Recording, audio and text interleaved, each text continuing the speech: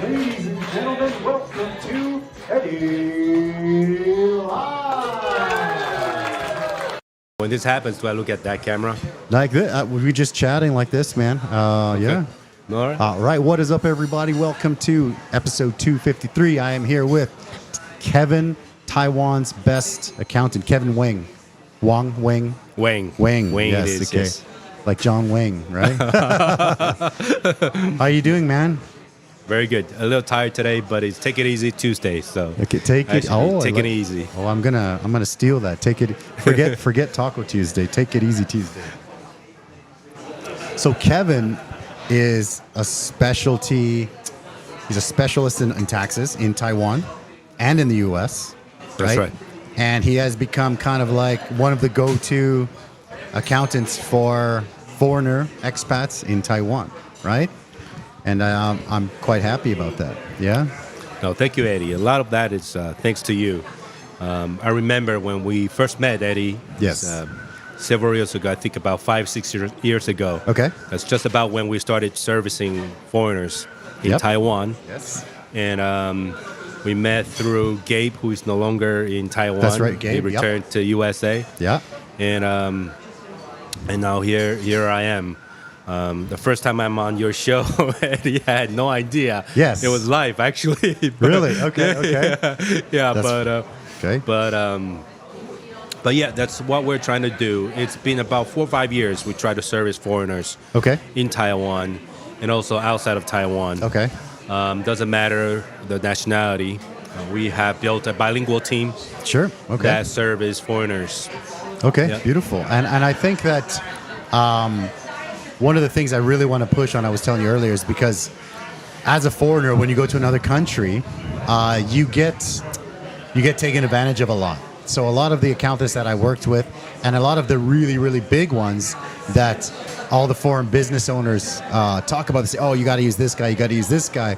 I had tried those guys before, and I've done some stuff with them, and I've got quotes from them, and they are 5-10 times higher price. And it doesn't, and then when you ask, mostly, I think they're dealing with maybe huge foreigner corporations or something like that. So those guys don't ask. They're just like, oh, just do it. But for like a small business like me, if the price is 5-10x more, for me, it's actually ridiculous. And it's a bit sad to take advantage of somebody who doesn't know. I agree. Honestly, I didn't know the price is that high. It was crazy. Yeah. But I later learned from many of our clients coming from all directions saying that there are higher charges out there. And we have tried to maintain our costs low. Yeah. But doesn't mean that our costs are always low. But we don't charge outrage price because I myself have traveled abroad. Yeah. Okay, in U.S., in Japan, and also China. Yep. Being a non-local, I know how it feels to be treated like, they try to get more out of you. Yeah. And a lot of the foreigners here, they will say, like, if you're going to get, like, for example, I had a stand in Danshui. This was a long time ago. And we looked at a very small location. Like, we wanted to transition from the stand to a small location, 4 tables, same street, Danshui Laojie, right? And I thought, okay, looks great. Location wasn't that good, but when my wife called and we asked, they said, oh, 1个月1万块, 10,000 NT for 1 month, which is very cheap. That's right. And I thought, okay, that's really cheap because I'm paying 33 for my stand. So for a little dine-in spot for 10, we take it. Of course. Right? Yes. And then they said, okay, but first come to look. So we said, okay, because we just looked through the window. So we went in to look. We met the owner, and the owner showed us around. And when the owner saw me, I said, okay, and I'm speaking Chinese, so I said, okay, I just one more time want to confirm how much, And then they said, 30,000. And I said, what? Bye, guys, thank you. I said, what, 30,000? And they said, yeah, 30,000 a month. And I said, but when we called, you said 10,000. And they said, no, we didn't.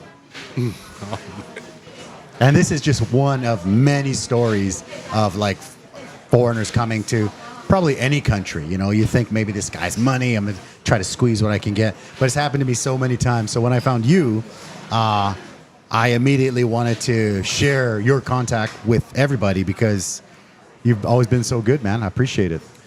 Yeah, this philosophy actually goes back to many, many years. When my father started the company, they tried to be fair in pricing and also in service offering.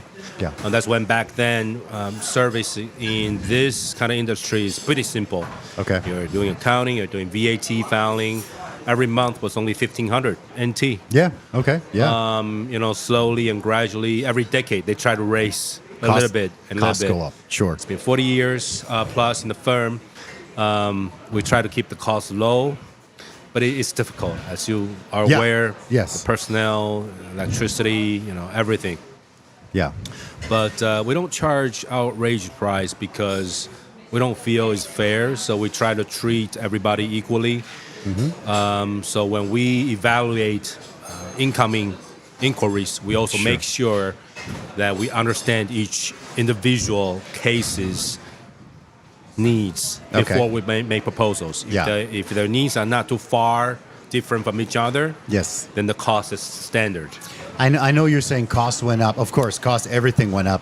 So when I send someone to you, I don't expect you to be like, give them super cheap. I don't expect that. I just know that in my experience and many people's experience, we've gone to, I don't want to say the other names, but other places that, you could probably guess. You go there and it's really strongly recommended by foreigners. And when you go there, the price is crazy. And when you don't know any better and you come to Taiwan, you think, oh, I guess that's the price here. But then when you find someone like you, you're like, oh shit, I've been getting ripped off. It's not cool. It's not cool. It's not cool to rip people off. No. Yeah. No, I agree. So you're talking about your dad, right? Your dad started the business. Yep. 40 years ago, you said? About 40 years ago, 40 plus now. It's back in 1979. That's awesome. Okay, okay, wow, that's a good year. That's when you're born. Yeah, 78 actually, but almost, yeah. So tell me a little bit about the history of the company, if you can. Yeah. From as far as you can remember. Yeah, we were based in Sanchong, actually. Sanchong gotcha. When it was very small and there was nothing. I still have some memories of it because that's when I was born there. Okay. I was born in Sanchong. Okay. I only moved to Taipei when I was 6. Okay. So that's when my father started the firm with my mom. Mm-hmm. So 2 people shop, right? Nice. So my father has always had a passion of building something. So this is something he built, and he never gave up on building the company. And he took the family to Taipei, and then we started just like you, Eddie. Yeah, I met your dad. Wonderful. He's a wonderful guy. I was really happy to have met him a few times. So rest in peace. Fantastic guy. So so growing up, he's never really been spending a lot of time with us, actually, because he's always been busy. Gotcha. The work involved in accounting and tax in Taiwan actually has been busy and complicated. Especially after I came back to Taiwan about 15 years ago, and started learning a lot about the business. And that's when I realized, the moments when my father was missing. Growing up, I understood, but he never really talked about it, why he was busy or elaborated how he was busy, what he was doing. No. I realized it's not because he didn't want to. It's because he didn't either know how to or he didn't have time to. Yeah. I think communication is a tough one because I think slowly with each generation, I think communication gets a little bit better, right? Like with my dad, even he never ran a business, but he was working. He was always taking care of us. He didn't talk hardly at all, and even in his free time, he would go out and hang out with his friends and stuff like that. But he was always working or come and hang out with his friends. So he didn't do too much of the kind of spending that much time with the kids. It was mostly my mom, right? But when you get older, you also realize, of course, when you're a kid, you think, oh, my dad's never around. But then you feel like, oh no, when you get older, you realize when you're a dad, like you got to work. You got to make it happen, right? Yeah. So you try to balance, what you learn from your dad, and then all the stuff that you learn from mom, and it's tough. It's pretty tough. It's tough. Yeah. So for the longest time, I didn't feel like I knew my dad. Okay. Okay. It's only through not just when I came back and I Okay. spent time with him, Okay. but also when I started picking up the work. Gotcha. 100%. Okay. After he ended off. Okay. So yes, we try to maintain that philosophy of not overcharging and being fair to everybody when we can. Yeah. By understanding and communicating. Okay. Eddie said you said the key word here. Yeah. Communication is a key in us trying to deliver. I think that communication. I had a couple here a couple weeks ago. That's like super. Like I taught their kids. Like they homeschooled their kids, and usually, homeschool kids are a little bit weird, a little bit odd.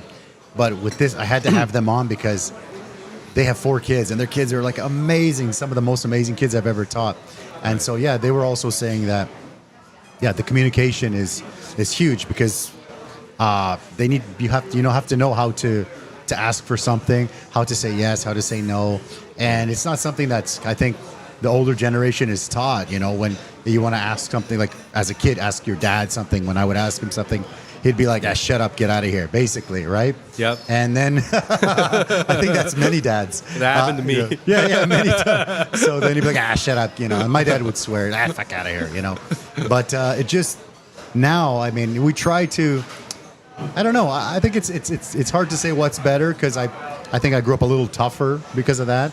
I know that nowadays, some people are quite soft. I think it seems like that. I don't know. I don't want to get into that topic, but it seems like, something in the middle is the right way, I'd say. Yeah. I could see that why you Yeah. didn't want to get into that topic Yeah. because I could feel that there's a generation gap Sure. in our team because of that upbringing. Yeah. We're used to being treated tough. Yeah. Because that's how my dad treated me. Yes, Like, okay, exactly. go find your answers. Yes. You're supposed to find your answers. Yep. You don't like the family, you go find, another Figure way that out. Yeah. Figure it out. Yeah, that's what I say to my daughter. I can't do this, and I'm like, you better figure that shit out then, Yep. But I know that, like when you have a business and a team, it's almost like your kids, right? And so I have a pretty good team right now, a solid team, and it's always like, it's tough when, like for example, I will speak English to them or Chinese, but right now I have a team of Taiwanese, Indonesian, Myanmar, Thai, and so everyone uses English, but not everybody's English is like native speaker. Even my wife is Taiwanese. Her English is great, of course, but everybody has a different language that's their native tongue. So sometimes there's a lot of miscommunications. Yeah. Like sometimes my wife will send like a message to the group, say, hey, make sure you guys do this. But she'll put an exclamation point at the end. And I'm like, hey, you can't put exclamation points at the end of sentences because that means that's like you're yelling at people. Yeah. You can't do that. So little things like that, she would do. And then, sometimes when you tell the staff something, they would not really understand. And then they will say, okay, I understand. And they will do the opposite of what you said. And I said, what? You said you understood. Yeah. And they're like, well, that's what I knew. That's what I got from what you told me. So I always have to be really clear. Yeah. Communication is crazy, man. It is. So you're telling me about one point you went to the U.S. Yep. For study. For school, yeah. For school. So Yeah. tell me about the U.S. What you went for, where you went. I went to study in the U.S. after I graduated from high school in Taiwan. Because, in fact, the 3 years in high school for me in Taiwan, they were boring. Gotcha. Yeah. They were boring not because I didn't like school. Okay. It's because that's when I felt, my parents were not really giving a lot of that guidance. They feel like, you made it. You're in the second best high school in Taipei. Sure. Things must be easy for you. Okay. I've been always a good test taker. Yes, studying was never hard. Okay. That's a skill. Yeah, that's great. It is, but there are more important skills. Understand. From my perspective, because Understand. then Sure. I got into school. I feel like, it's easy, but what's the point? Okay. Right. So my grades started deteriorating because I had no interest in school anymore. Okay.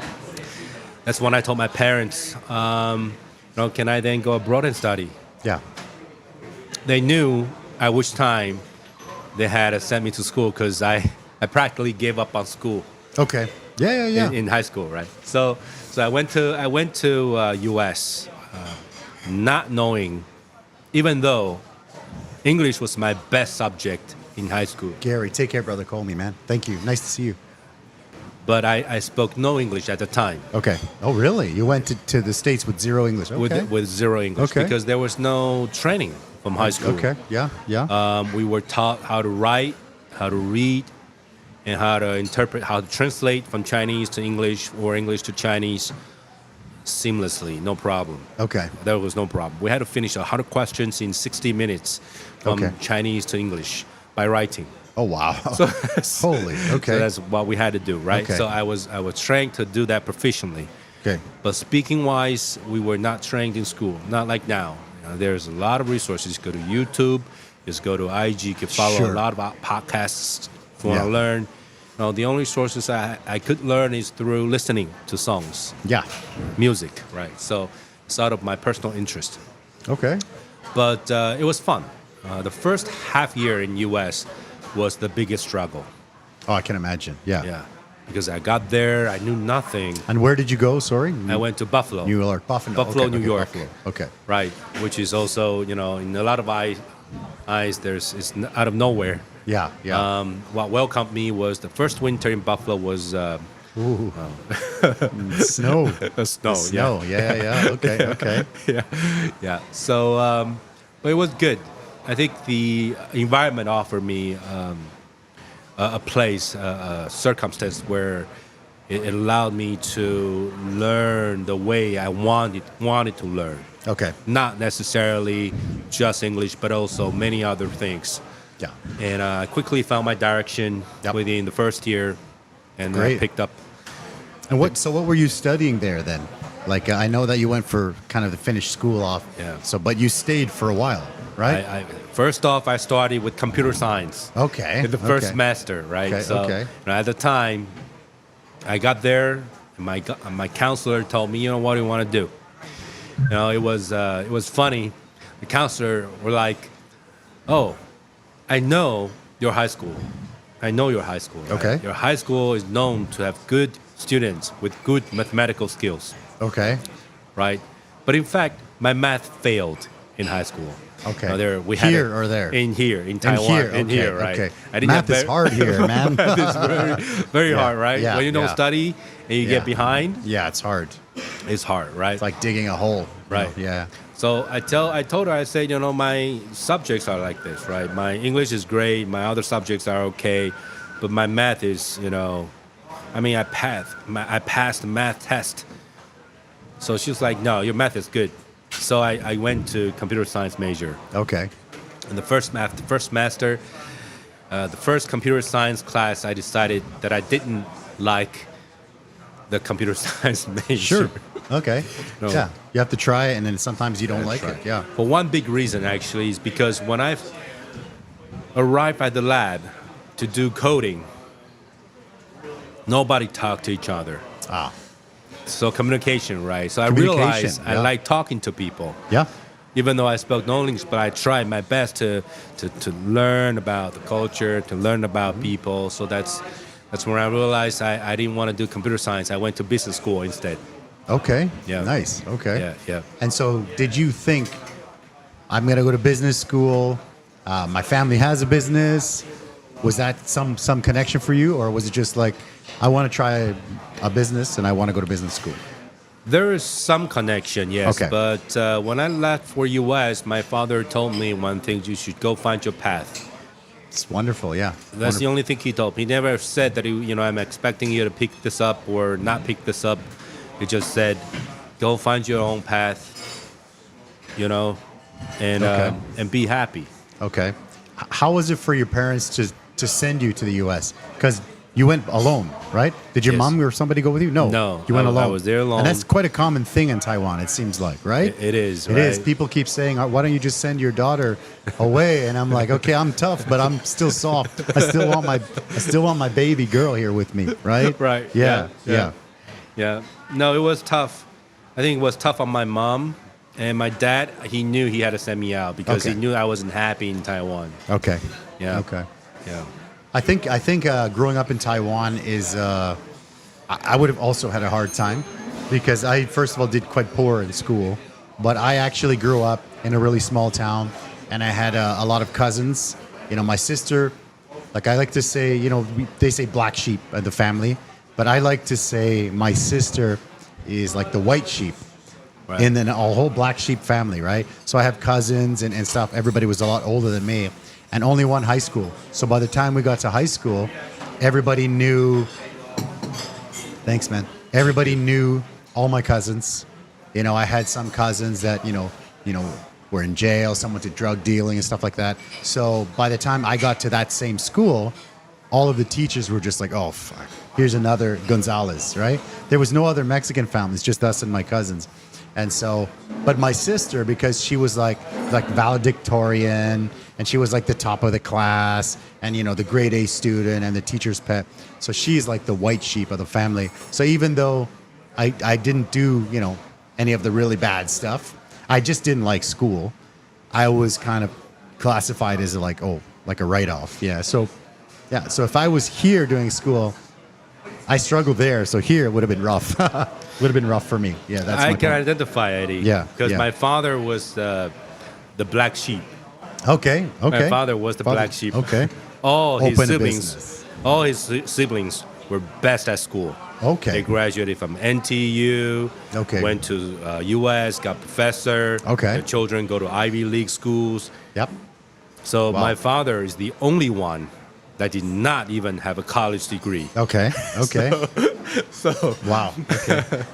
So I can identify. No, I think it's great, and I think that usually, the person that does different. It seems that the one that opens the business, it seems to be good. I don't want to say it's better, but it's a different path, and I think it's good. And when I go back and I see my friends and my family, everyone's like amazed with all this stuff that I've done, and I'm like, I did really poorly and everything, but just this thing is something that just didn't want to give up and just kept going and stuff like that. Yeah. Right. So now you have your own son. That's right. Right. And now he's in the U.S. Yes. Right. So how does he feel? Does he like it there? How's he doing in the U.S.? I think he likes it He because also did well in school, right? I remember he was when I met him, yes, smart kid. he is a bit like me. Okay. He's very good at school. Okay. But he doesn't like school. Okay. Okay. Yeah. But he has to learn his way, just like me. Yeah.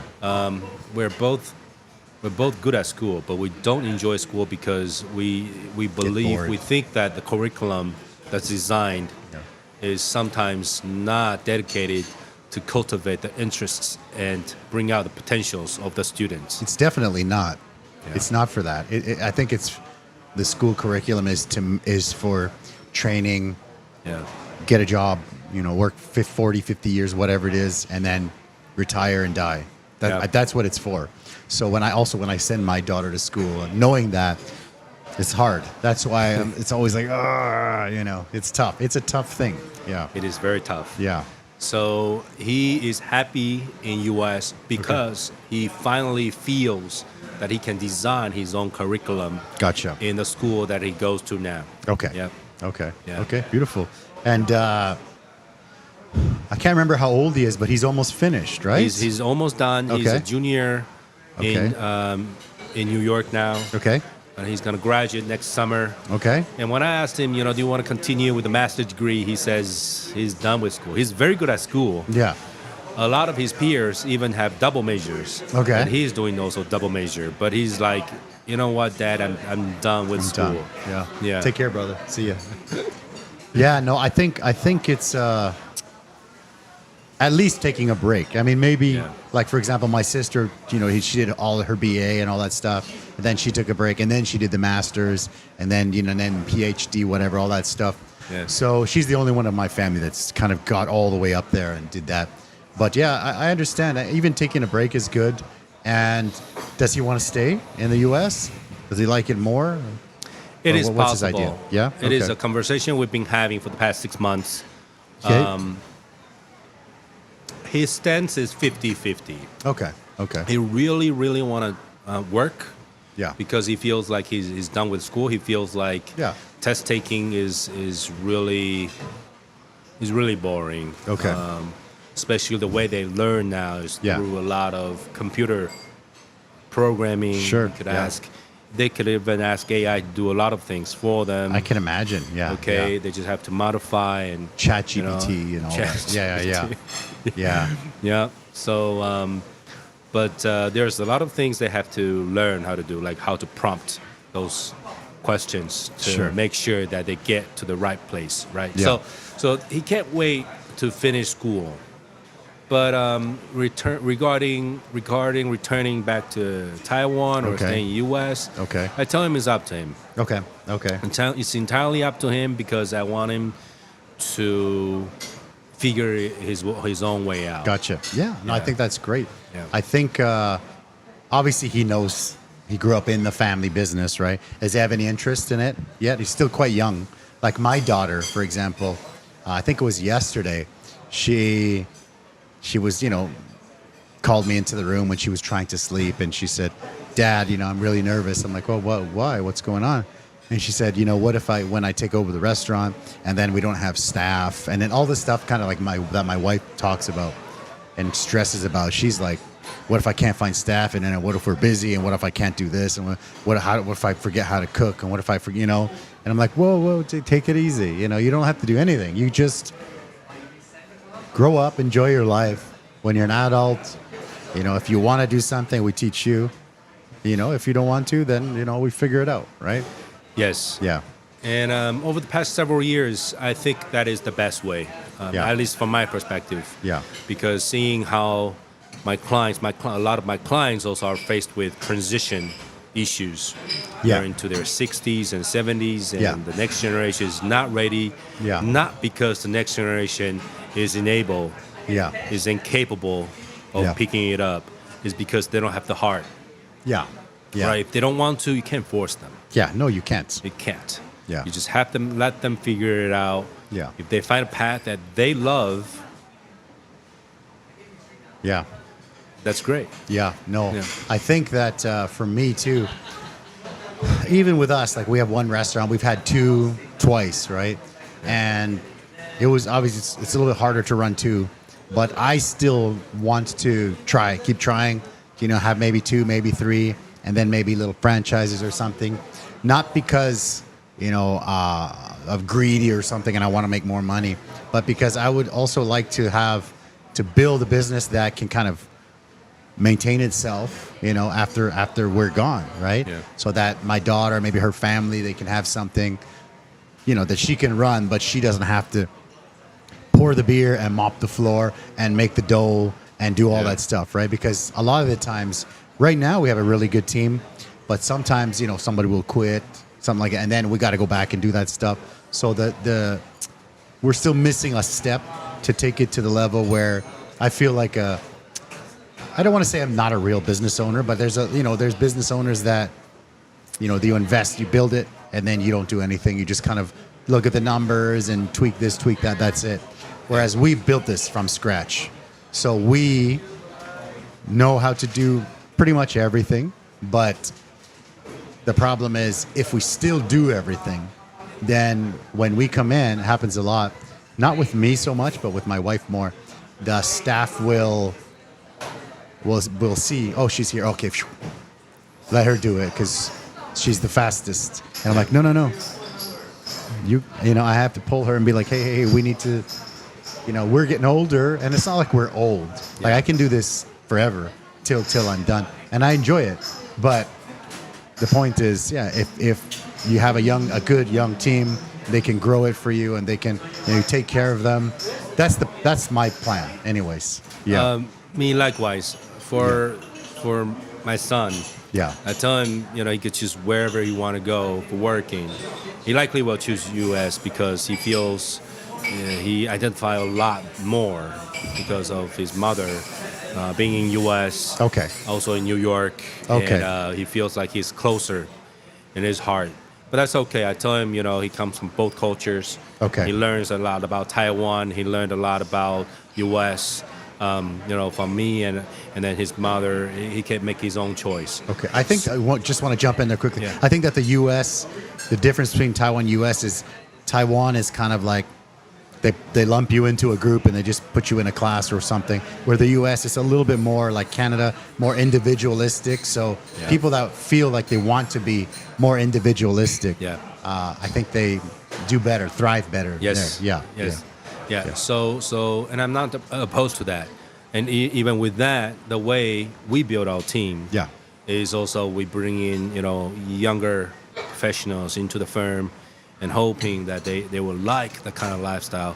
It's a very busy lifestyle. Yes. But we have built a bilingual team, and the two teams are working well with each other by breaking all the processes into different chunks, right? Like little systems. Yeah, right? little Many systems. Okay.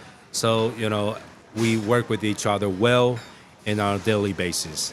Okay. Now, in 10, 20 years, if they still like that lifestyle, we're willing to transition them into a more important role. Yeah. So that is not a problem at all. Yeah. So with, I think my son, it's up to him whether he want to come back and pick it up. That's okay. Junior, Okay. if, Of course. Yeah.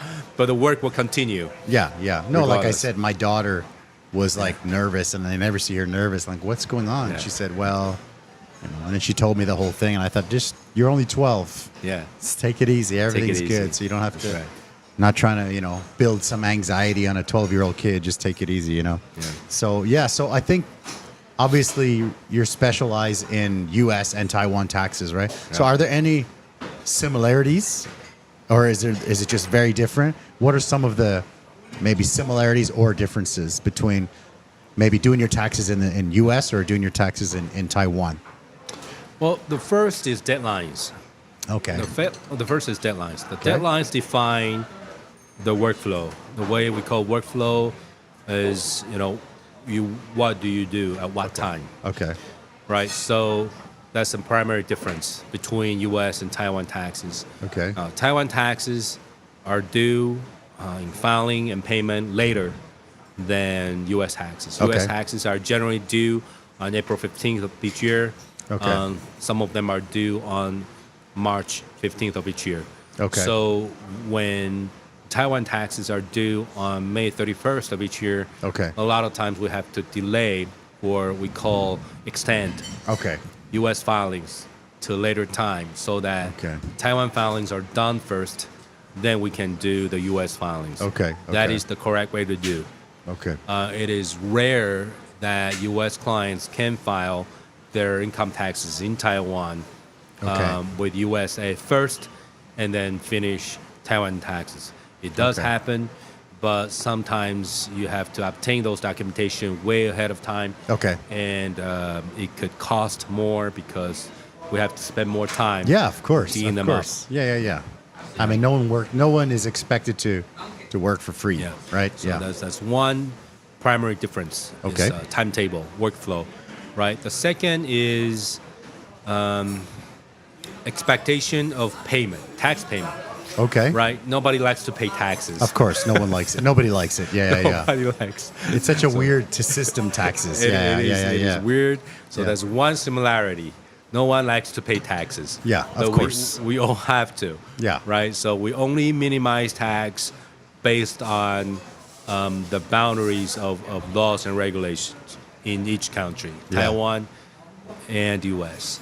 So the second difference is the expectation of tax payment, right? Okay. So when Okay. you extend the tax for U.S., extension to file Yeah.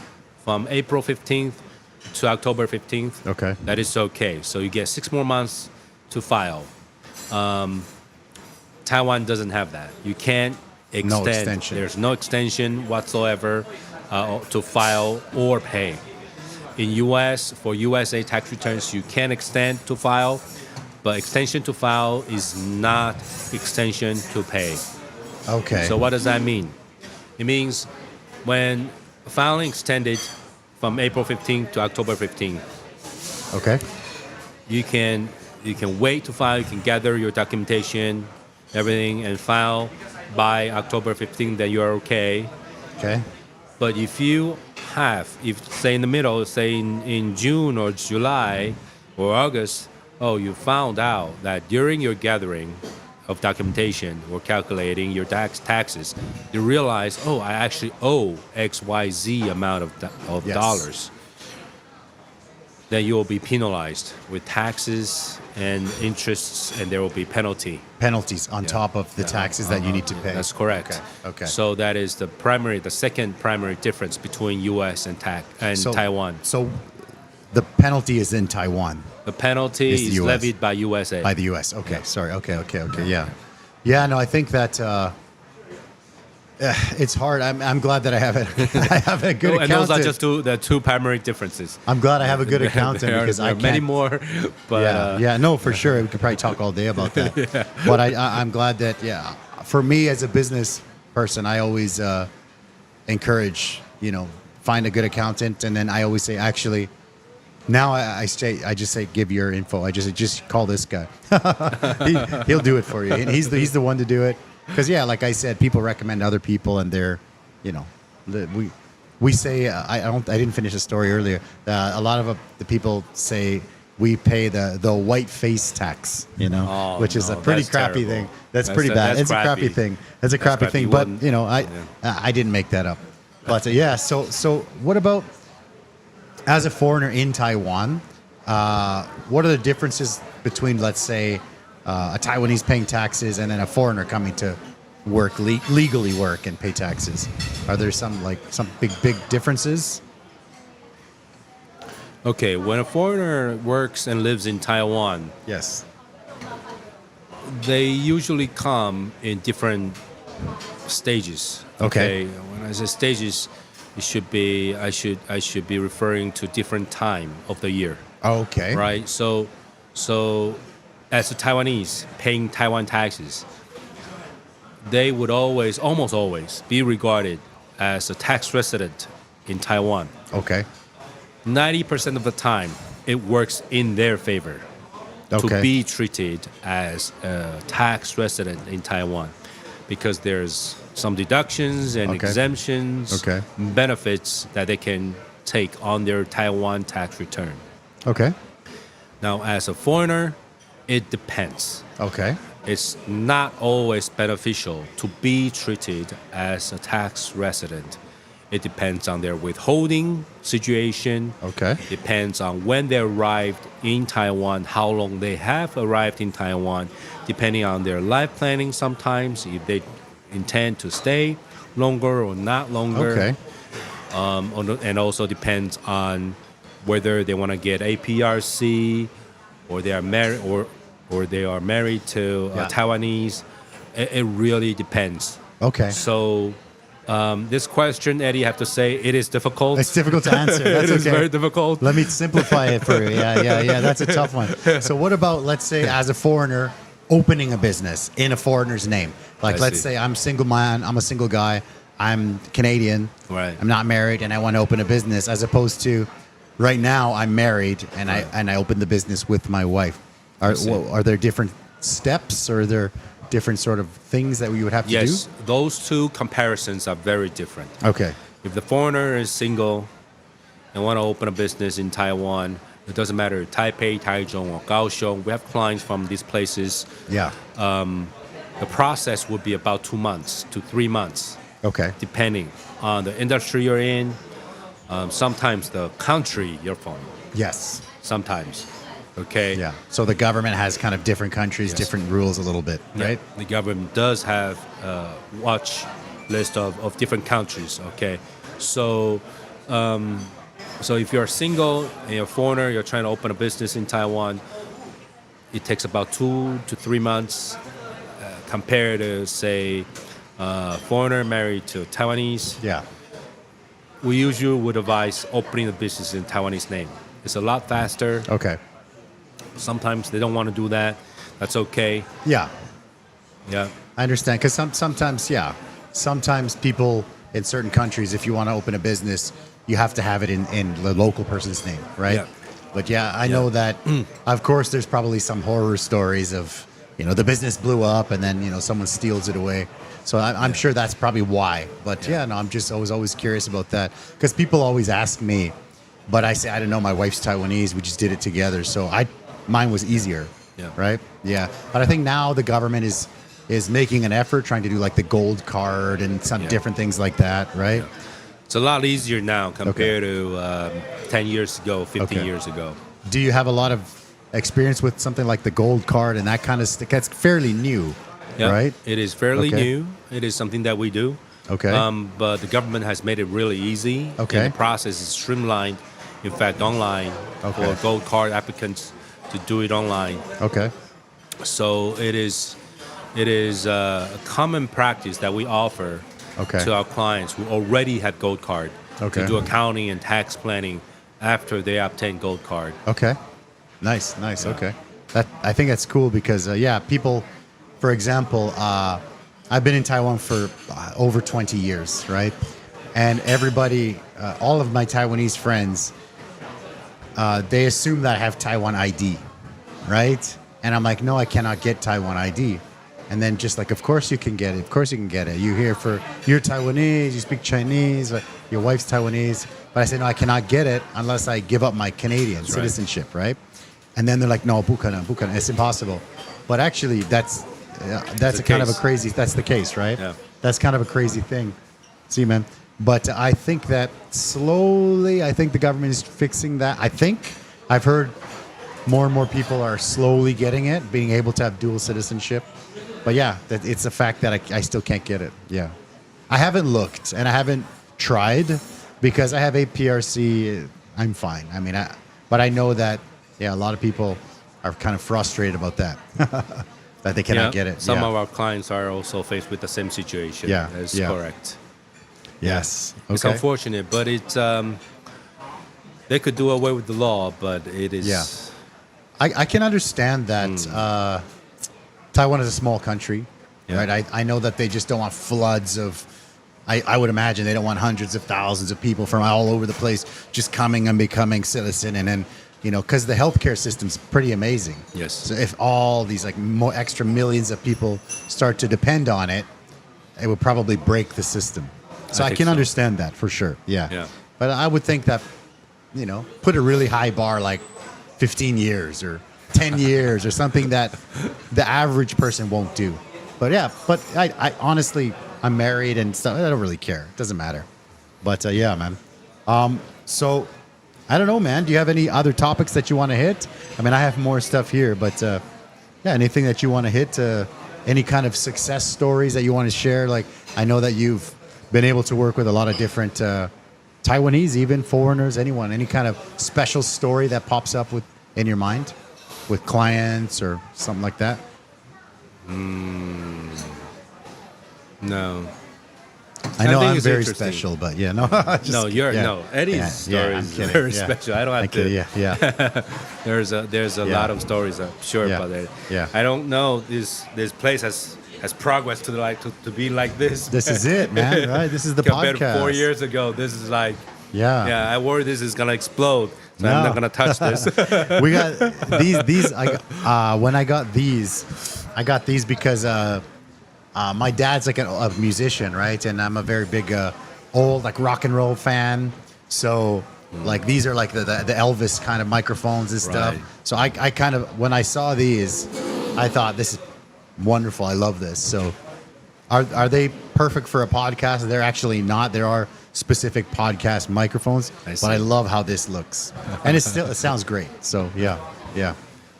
So what about? Do you have maybe any advice that you would give anybody who is maybe traveling to the U.S., maybe Taiwanese traveling to the U.S. for the first time, immigrating there, or any foreigners maybe wanting to immigrate to Taiwan? Either or both. I think for incoming foreigners to Taiwan, I think Taiwan does have a lot to offer. Okay. It is something that we always tell our foreign clients. Uh-huh. When they come to us, we've done a lot of work for foreigners. Some of them even come to us and would engage us for analysis on lifestyle or cost analysis compared to a specific area in U.S. or Sure. We've had a lot of inquiries. About a year and a half ago, when we launched our social media. Yeah, it's looking great. That's yeah. Oh, thank you. Yeah, it's great. Yeah, it is something that we did only about a year plus ago. That's when we realized actually there's a lot more foreigners than we pictured. Yeah. At the very beginning when we launched it, when we launched social media, we thought that it was only going to be a platform for our incoming personnel. Okay. Right, we're trying to recruit. We're trying to offer students a place where they could see what we do as a firm. Right. Okay. So it was a place for us to communicate to students that we're recruiting. Sure. Right. So we didn't know that this became a place for a lot of our clients now. Coming from this. Beautiful. Yeah. So, Can you tell me a little bit more, because that's, for me, I don't know much about the taxes and stuff and the accounting, but the social media and all that stuff, I know a little bit about that. So tell me, you started about a year ago with that stuff, right? So tell me what's changed since you started your social media platform, your campaigns. About 40% of how we work as a team changed because we did get a lot of inquiries, right? Even inquiries from places that we never pictured. Great. We got questions from Korea, from Japan, from Singapore. Nice. Outside of Taiwan that want to invest, or some of them individuals wanting to move to Taiwan.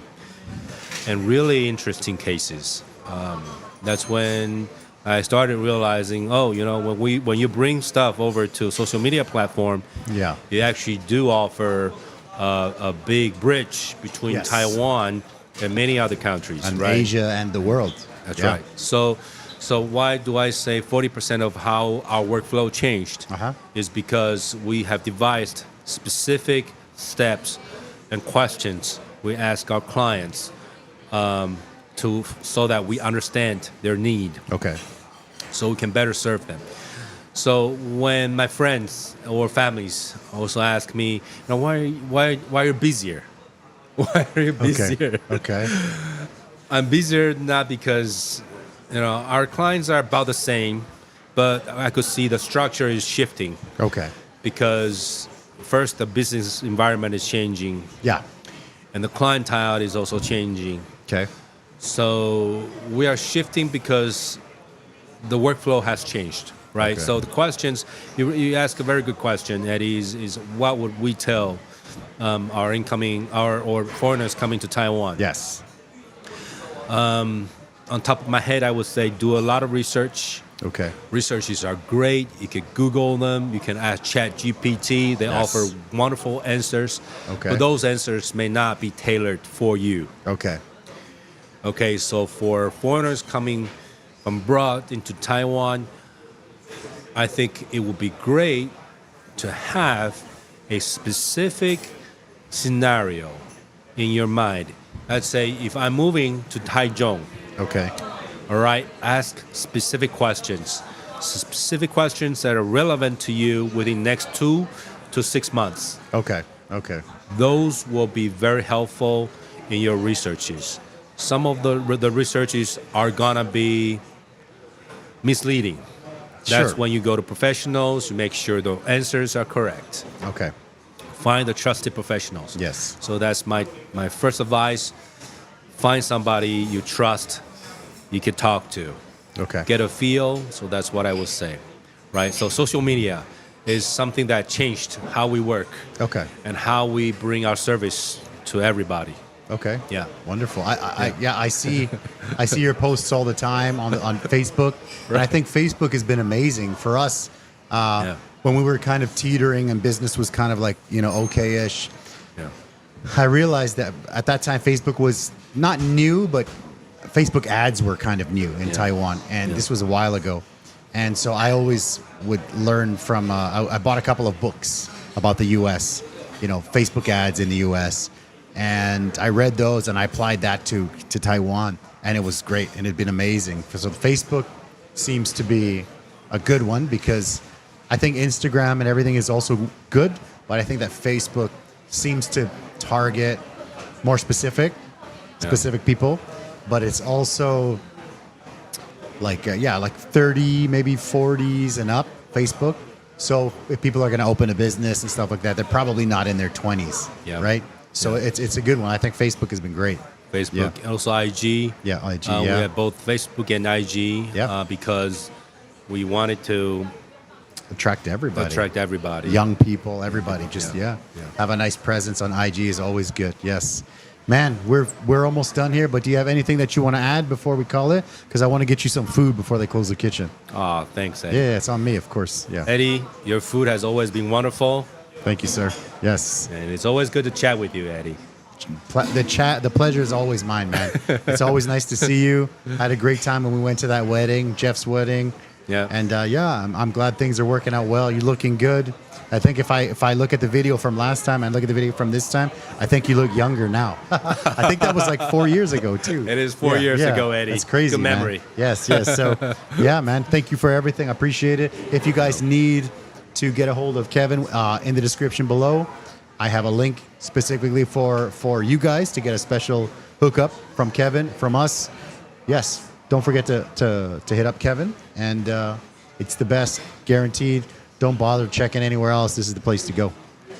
Thank you guys for watching, and we'll see you guys next week. Bye-bye. Thank you everybody for watching Eddie's show. We feel only happiness, don't feel any sorrow. Welcome everybody to watch more on his content. Eddie Live Podcast. Eddie Live Podcast.